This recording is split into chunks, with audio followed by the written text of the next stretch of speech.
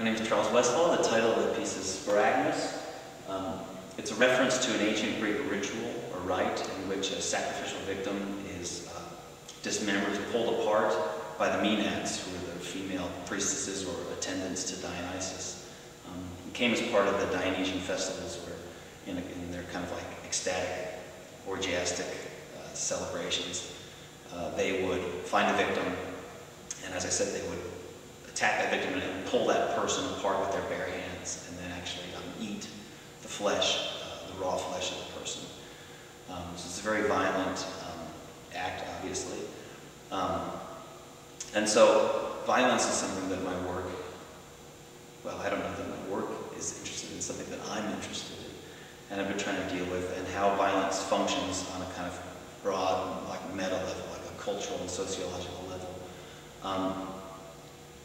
On a personal level, on the level of the individual, violence is always a very sort of like negative, destructive, horrific thing, a tragic thing, generally speaking, but there is some kind of sociological evidence that on a cultural level, violence is a really sort of like necessary part of sort of the cultural psychology, the mass psychology, in this really kind of weird way. Kind of like controlled fires, controlled burnings at your like national park, right? It's like there's a kind of destructive aspect to it, but when it's within its proper context, it provides room for rebirth and growth and all these different kinds of things. And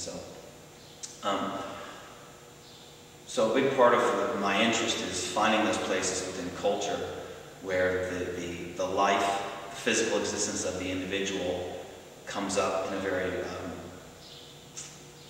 there's a kind of friction between that existence and the kind of overall health of the larger cultural existence of the society.